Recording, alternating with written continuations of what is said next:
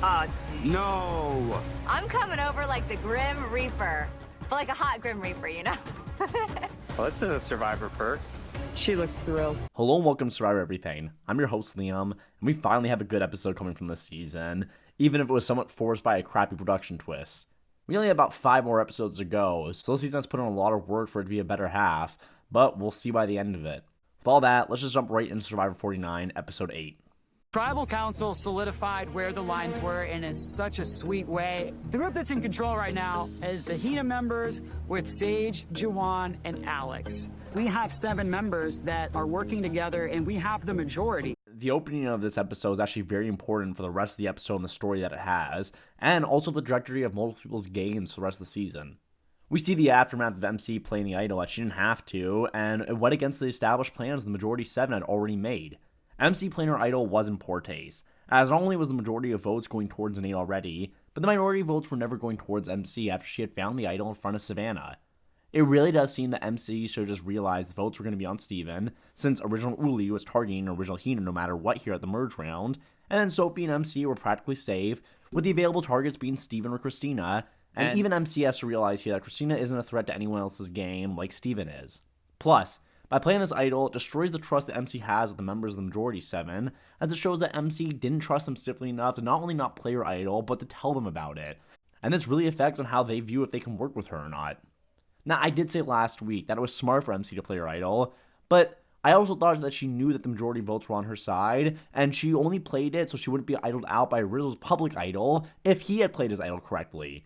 But MC makes it sound like herself during this round that she played it last round to ensure safety because she didn't trust her allies, which is not why I thought she played it.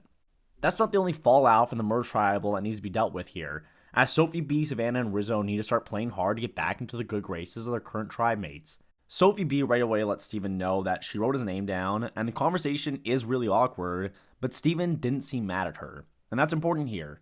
Sophie B then talks to Alex, who I also said in the last video still wants to work with her, but they were on opposite sides of the merge vote. I also said that original Hina wouldn't target Sophie B here before Savannah or Rizzo, because that they don't see her as an original Uli, so at least Sophie has that going for her. Sophie B can flip to the other side, though it wouldn't leave her with any true allies if she did, but she has the possibility to still do it and is in a safer position than Rizzo or Savannah. Sophie B just needs to play both sides right now, stay under the radar, and exploit the cracks in majority 7 when the opportunities present them. The name of the game for Sophie B right now is patience, and I think she'll make it far if she just waits for the best time to play.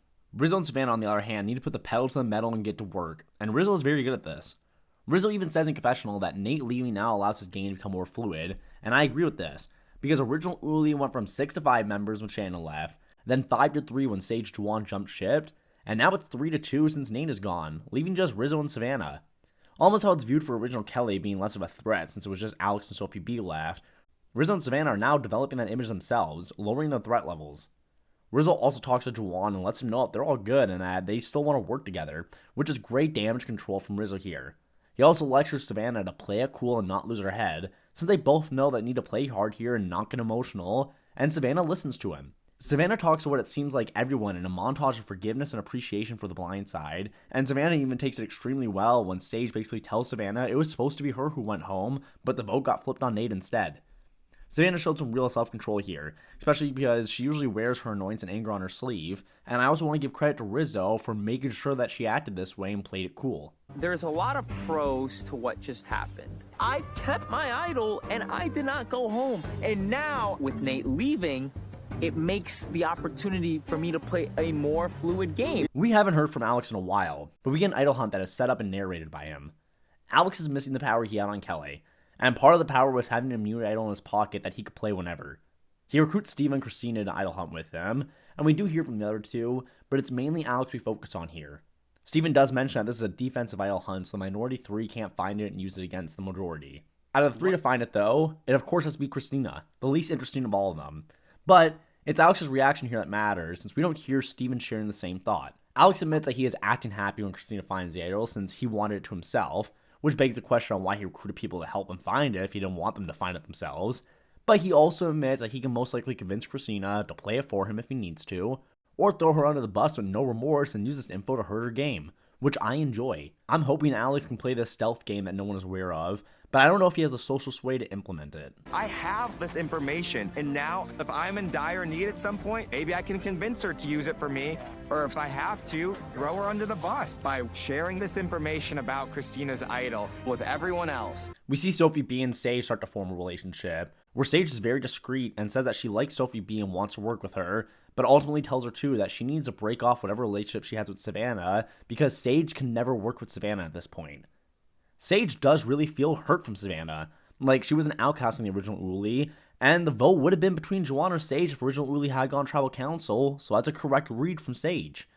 This hate that Sage has towards Savannah is the same way that she felt towards Shannon, but when it came to Shannon, she had to add much more fake because Shannon was always in her face about how much they loved each other and she had to play along. But now Sage doesn't have to be as fake in front of Savannah because Sage feels comfortable because she's in the majority. Savannah is now the one that feels devastated, being on the outs of the tribe along with Rizzo, but Savannah knows that she is painted as a more threatening and dangerous player, so her head is next on the chopping block and she knows it. Sage even tells Savannah that she is on the outs, and I could tell from Savannah's voice during confessional before it started to actually happen that she was going to start crying. This is something that's really affecting Savannah, and we know why from the backstory that she tells Steven. She says that at her last job, which we know was a reporter, that she was constantly avoided, and she was being forced to work there due to a contract, and that constant proximity of so much hate and so much loneliness, it messed with her hormones, and it made her lose her ability to naturally have kids without consequences of it. This is a huge moment on the show for Savannah, and we are getting a big emotional scene from a person who we're supposed to be connecting with right now as an audience, and it works. This scene really helps Savannah's winners at it, as we've seen her more devious side, her more evil version of herself, but now we're seeing a more personal side of her, and it's painting Savannah in a whole new light, and it really forces you to like her even if you had doubts before. It was a job where I was on camera, so, you know, when the cameras are on, they would talk to me, and we would laugh, and we would make jokes, and everything would be good, and as soon as it was commercial break, nothing. When we weren't on air, there was nothing. They wouldn't talk to me. They wouldn't even look at me. The Immunity Challenge is a Survivor Classic, an endurance challenge where players must stand on small pegs, and must step on and progress to more narrow and more difficult pegs as the challenge goes on. This is a great individual immunity challenge, but even though they're usually winning immunity here, it's a team challenge and separates the players instead, only sending the losing team to tribal council. Just like most people, I could care less for a post-merge separation twist, and I'd much rather see everyone just go to tribal council together, just like how the game is supposed to be. Especially after all the changes we've been receiving that have been fixing the issues of the new era, it would have been nice to see it been done here too, and it just be a normal post-merge round of the game. The immunity challenge goes by quick, with Savannah being the last person standing, winning an advantage for herself, and sending Rizzo, Sophie S, MC, Juwan, and Sage back to the original Uli camp before tribal council, while the other players enjoy sandwiches and cookies at the merge camp. I walked into the immunity challenge and I knew I had to win this. The whole time I'm just like, this is my day. I'm gonna turn my luck around today. And coming from the bottom at the last tribal council, I'm like, this could not have happened to a better person. I am so deserving of this.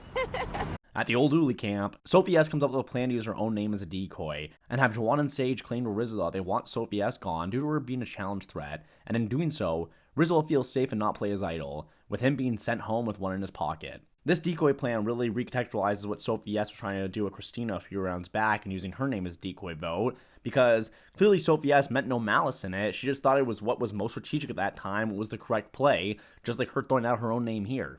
Sophie S also has a backup plan for her plan, which I get, but I think is a bit premature, where she tells MCS she's going to put a sole vote on Juwan, so if Rizzo does play his idol, her and Juwan will tie and she can win on the revote.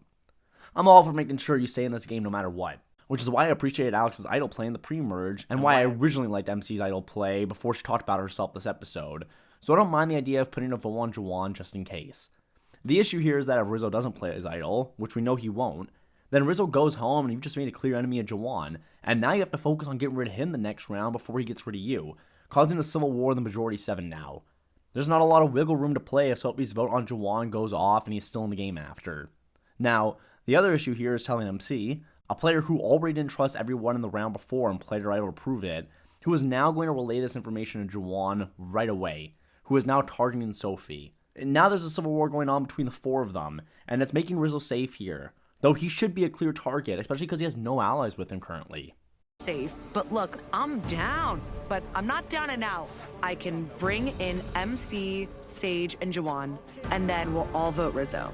But it gets complicated because Rizzo has an idol. On the merge camp, While everyone is eating, we get to hear from Alex again, where he is hoping that Sophie S will be the player voted out, as she really is a challenge threat to him, and her being gone allows other players, mainly himself, to have a better shot at winning immunity. Plus, he wants her gone and doesn't want to be seen as the person who sent her home, so other people doing the dirty work for him is okay. I hope Alex continues this evil road he's on, since this is the second time in the same episode he is ready to target an original Hina member, the same people that took him in with no issue, and he wants them sent home to further his spot in the game. Alex certainly isn't as interesting as Savannah or Rizzo when it comes to playing a villain, but it is fun to see nevertheless. Savannah leaves the reward to go claim her advantage, which is an individual immunity necklace, and a note saying that she will participate at Tribal Council tonight, where she will be safe, and have the option to vote at Tribal or bank the vote for another day. Sophie going home tonight means better luck for me moving forward. But people have to strike. This is the chance to play Survivor, and hey, if I don't have to get any blood on my hands, even better. All right, well, I'm gonna go trick or treat. Back at the Old Uli camp, Savannah arrives, and if Rizzo didn't feel comfortable before, he now feels on top of the world. He has an ally with him who can vote, an advantage that lets her bank the vote when he already feels like she won't need to play it this round anyways, and an idol that he feels like he can hold on to as well. More and more, I fear the man with power, as Rizzo said prior, and he is starting to accumulate it, and he's doing so by making correct reads and making social connections that's allowing him to play it safe while being in such a dangerous position. Sophie talks to Juwan and apologizes for throwing his name out, and Sophie says that MC is the person she's worried about now. Rizzo, a man who should have no social sway here, is now demanding and talking to Sophie S and tells her that he wants MC gone. And Sophie is shocked by a kid who is now calling the shots when he was supposed to be on death row. Rizzo is able to convince Sage that she needs to target MC as well, which Sage replies with, Sophie is a better target for my game, and MC is a better target for yours. And this is true.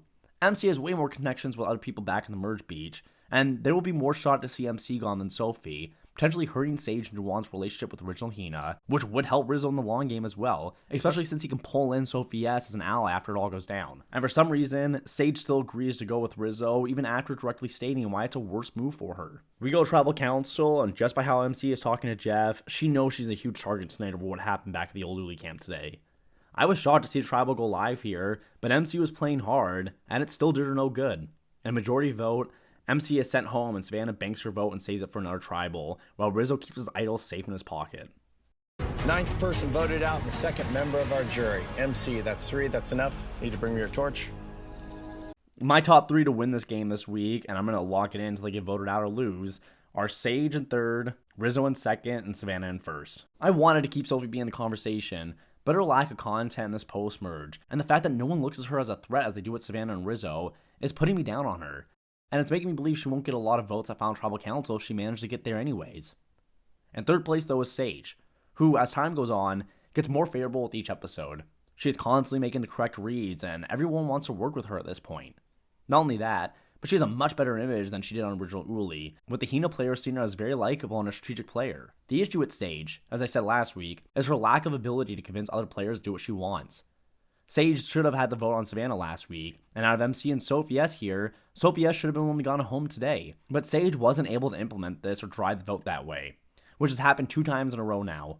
The more time goes on, if Sage can't successfully target and execute a vote properly, the more she won't be respected enough to win the game if she gets to the end. In 2nd place is Rizzo, a person who I haven't even considered had a chance of winning from his pre-merge edit, but now the show has elevated Rizzo in the last 2 episodes. Not only do we know that he makes it to Survivor 50, albeit on a tribe with a known winner on it already, but Rizzo is really coming into his own as a respected player here. Especially after this round and how he navigated through it and put a target on MC while he should have been the one going home, it highlighted his strategic and social abilities and being able to convince people who were going to send him home to instead work with him and do his bidding. His edit has also gone from more humorous moments to strategic beats in his game and his analysis of what's happening and how he wants to move forward. If they can keep this edit rolling for Rizzo, I see him going from the finale episodes I originally thought to sitting at the final 3 and having his opportunity to plead his case on why he should be crowned the sole survivor. But in 1st place, and the person who has been in 1st place all season will remain to stay there, is Savannah, another player we know is returning on Survivor 50 and on the only tribe with no past winners on it. Savannah's edit skyrocketed this episode, with her not only winning individual immunity and an advantage, but we got a sad backstory from her, something production loves to give to their winners and was a staple to the winner edit not too long ago. Savannah's playing a very strong game, so far being on the right side of every vote except for 1, and she's been able to perceived as a massive threat currently, but is still not being targeted by the majority to be taken out. We know we're going to see Rizzo and Savannah survive for a while, long enough for one of them to win, so we know this is the start of a mad takeover they're going to commit soon in the game. This is easily the best episode of the season, with the fluff and filler being minimized as much as possible, leaving more for the airtime for the players to develop themselves as better characters, and allowing the strategy from them to come to the forefront of the game, with this round being extremely dynamic from what we've seen previously in the season so far. If this game can continue to go down this path, I'm excited for the end game, as we can even see more side characters like Alex coming into play here, or Sophie S with her rising edit, and I'm curious on how it's going to play out if it keeps going like this. Everyone grab your torches, I'll see you in the next one.